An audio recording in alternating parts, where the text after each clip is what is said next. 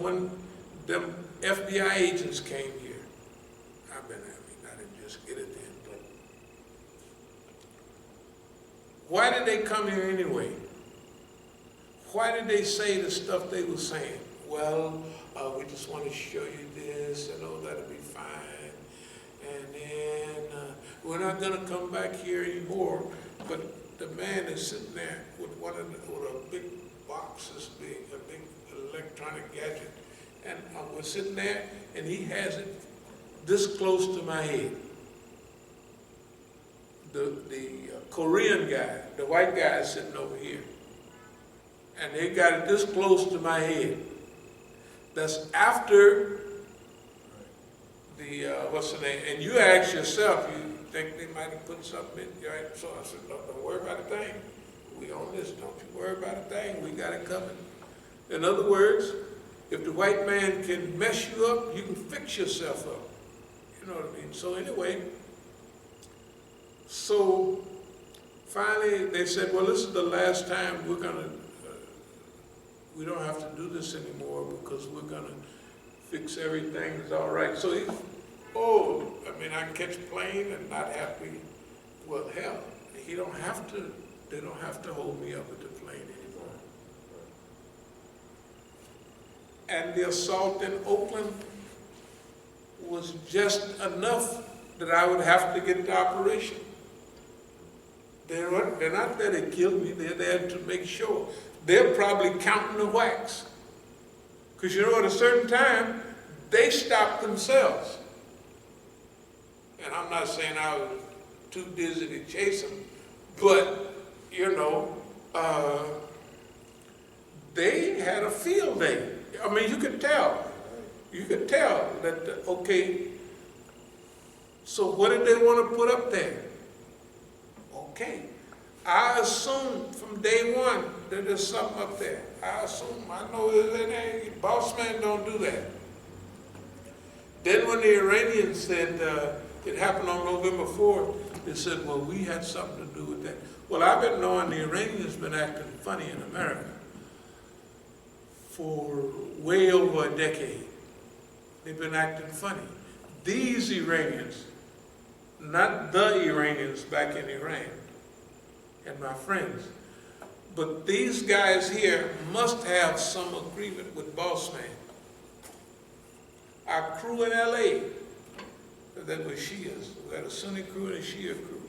That crew in LA, I could tell by the way they acted, they was tied to this over here. The crew out here in the woods, right here, the Shia brothers, right out here in the woods, I could tell who bought the place. They could say so-and-so, Johnny Boy bought it, but Johnny Boy, niggas don't spend no money on not on that spread. They didn't do it. They might put somebody they like there, but they didn't.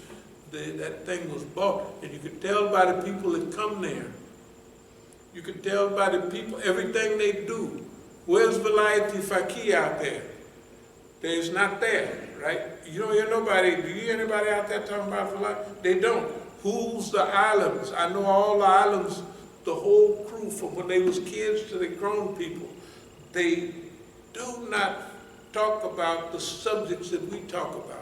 They was to draw them from here, take them out there, and make sure.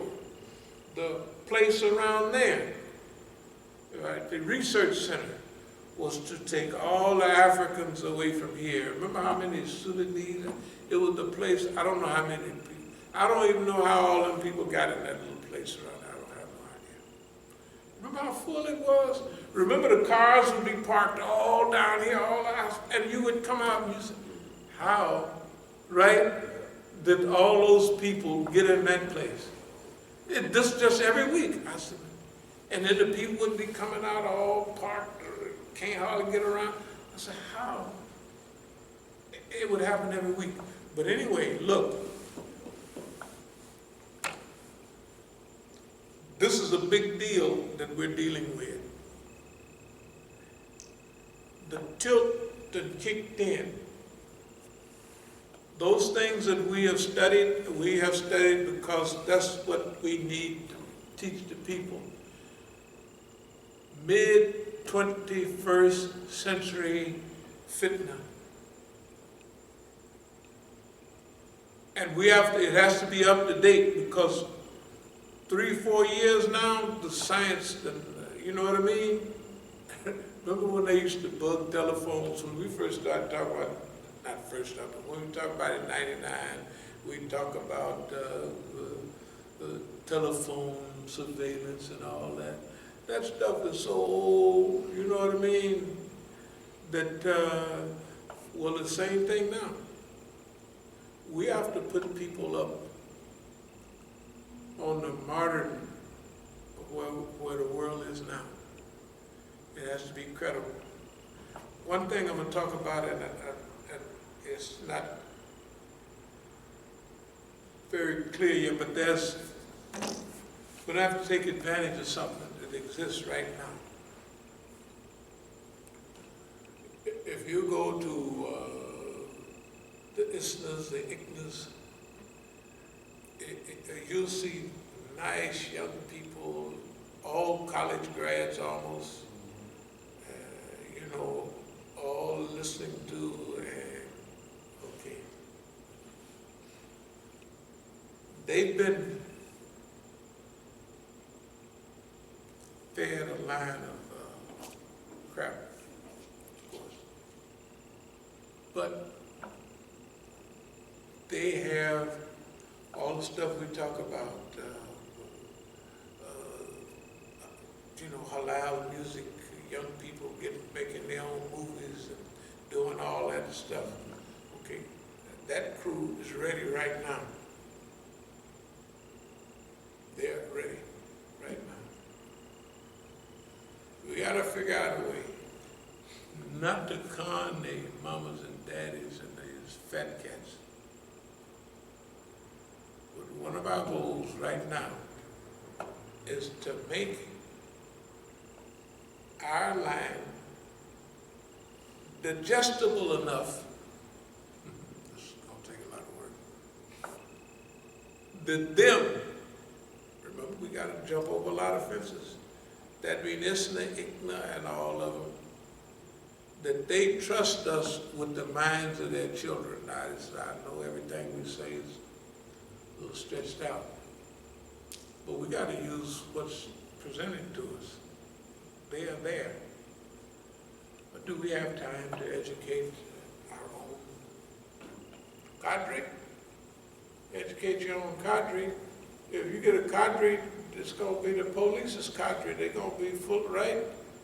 You can't I want to educate a group of people to be religiously certain and ethically and morally straight, like the Boy Scouts are and stuff like that. You can't get that. Not in America. They're not going. You're not allowed that. And remember, we said that one of the first things that we had to realize, what is your Ismail? I said, for us, it's our privacy. You don't have no privacy. So everything I'm talking about is considered privacy. I don't have no privacy, so there's no sense pretending that I have privacy. But I want us to think about it for a while. Those people are already educated enough, well enough, they just have to be given a mission. That's why we always talk about America the good. We have to sell them on this is their opportunity, the immigrants' children, to assimilate into America for the good of America and for their own mission in life. That they have a mission, not only Islamically, but when you're dealing with the Muslims, this is an Islamic mission. When you're dealing with their classmates and all of that, it's a human mission. See what I mean? What do we mean, human mission? All the MSAs, whatever you say, they should join La Raza, they should join Black Lives Matter, they should join all the movements. Not join, but they don't go join those movements. But the Black Student Union, they should support every Black Lives Matter, every whatever they do, right? They should support them, which they should anyway, right? Not support them to control them, but to be a part. So when La Raza is having something on immigration, their parents understand immigration. In fact, half of them are still nervous too with the Muslim ban, right? So they got cousins in Syria and everywhere else that they want here, but they can't get here because of the Muslim ban. So every issue that's associated with humanity right now, they're right in there on it, right? Black Lives Matter. So you attend all these things, you're out there with them, carrying banners and signs, whatever it is. You don't have to worry about getting abused. Some of the movements, they're going to be infiltrated, that's okay, but you're there on the scene. And remember, the way you learn is through experience. The way they get up on that stuff is get involved. If nobody gets involved in music, in the movement, the sound that they hear from the white man is that's what they think, that this is what America is. This is what they say on the news. But if you're not in the movement, you don't know. But if you're in the movement, you can tell the truth. Can you look at the news and say, well, that's pretty good news today. Only 89% of it was a lie. Only 89% of it was a lie. There's a whole lot of truth came out of that news today. Shoot, man, about 11% of it, right? You can almost get, can you do that? You can almost take out almost the percentage. Hey, man, if you get a day, man, this was good news day. 90% of it, or 10% of it was true. And it all wasn't all in one line. You had to pick the 10% out of all, right? If they get involved and they pick up on that. They may not get the whole picture, right? This is a chance. Now, we have to phrase all of what we have that's digestible for them. So we have to, some kind of way, ease ourselves on these universities again, right? Where we can talk to the kids. And what they'll be hearing from us will good old America stuff. But the seeds in it will be movement. So all we have to do is get back around them a little bit. And we may have to tip our hat to Ridwan Jaka and them bums out. They're not bums, they're just brothers. But in a way they are bums, but that's okay. Just like the Chinamen do, oh, bossy, bossy. No, what do you think I did in South America? You would have laughed yourself to death. Because of the image people have, I'm running stuff down there, and the rest of the crew is white. Except when I sent for Negroes. And I would be standing there, all the white folks and their friends there, and I would have a broom. I would be standing there with a broom. Because that's what they think of me. They wouldn't imagine, how would I be telling these white folks what to do? They're part of what I'm talking about. They ain't, but they're white. And I done incorporated them. They done run off from Canada. They are, man, of course, most of them police. But anyway, still, I'm running the show. But I'd stand there with a broom because it was, and then how you think I could slip through all of that? You doing thousands of dollars worth of deals in Colombia. Your life is worth more, $20, because that's what a professional hit in Colombia in them days cost $20. I mean a professional hit, not no drive-by shooting. Professional hit costs $20 in Colombia. And I used to think, boy, you're a smart nigga, I tell you, boy, you just, but it's Allah got you ready to do something, and Allah protecting you, it ain't your behind, right? It's Allah protecting you for a mission. Okay. But in the same time, all of that stuff was a mixture of, not bossy, but it might as well have been the same thing. The Chinamans do it, everybody, what do these people think about me? Oh, you're a Chinaman. Okay, then I'm a Chinaman. In order to get what I need to do, why argue with them? Now the Chinamans argue with them. You can't tell us what to do because they in pocket now, right? They in pocket now, but they wouldn't have did it. They had arguments or discussions on Chinese TV as recent as the last 4 or 5 years. Should they come out and express their Chinese ethics, morals, goals, or should they kind of, they was just saying it on TV. The white man didn't know what they just saying it. And he's so stupid. Well, I guess he wasn't paying no attention. They talked about it openly, you know, TV, all of them. They were just saying it. And they got good TV. They got better TV than here because they have real stuff, you know what I mean? Anyway,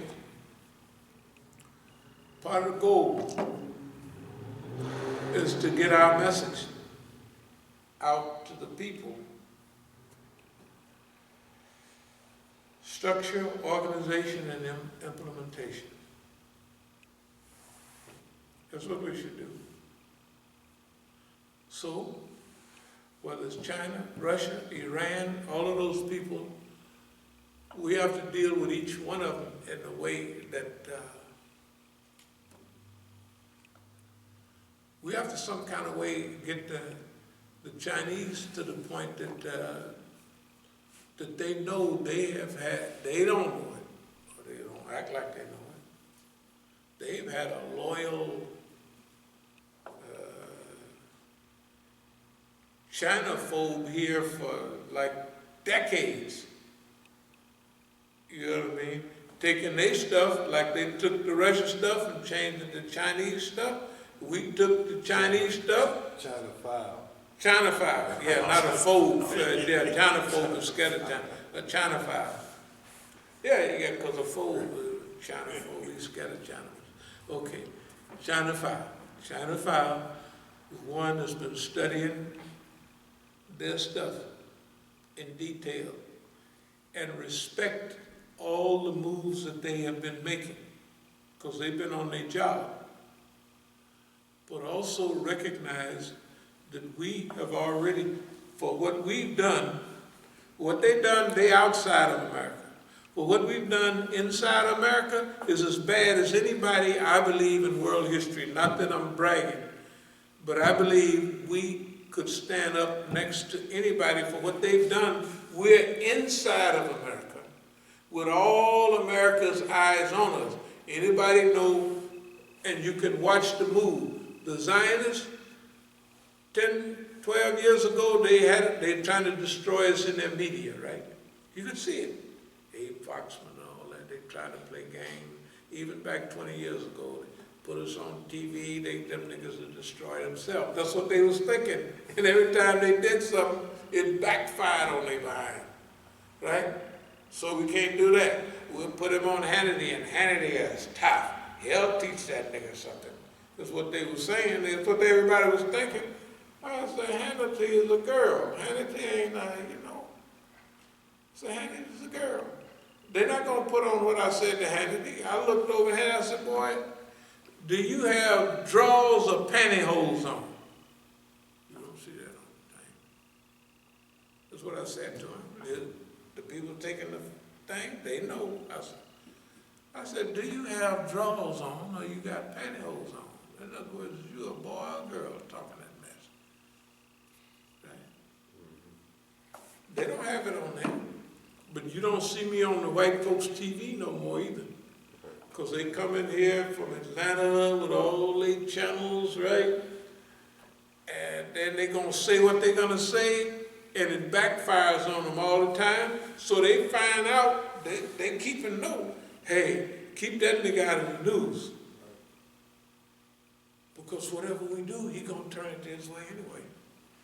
Like one of them said here, when he was taking pictures of this, I said, no, go ahead. He said, so you believe that any news is good news? I said, yeah, anything you say, I'm gonna turn it to my way. That's what I'm telling the guy. It don't make no difference what you do. We don't care. But anyway, as far as structure, organization, and implementation, do we have time or do we have the ability to raise a cadre of people? No, a cadre of people already exist. They have the education, and they just don't have a mission.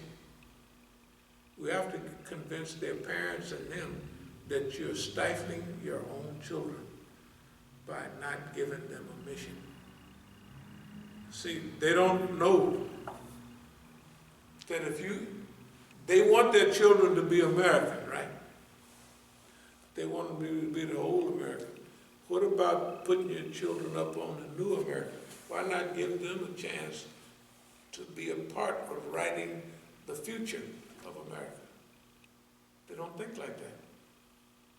You think any of the people think like that?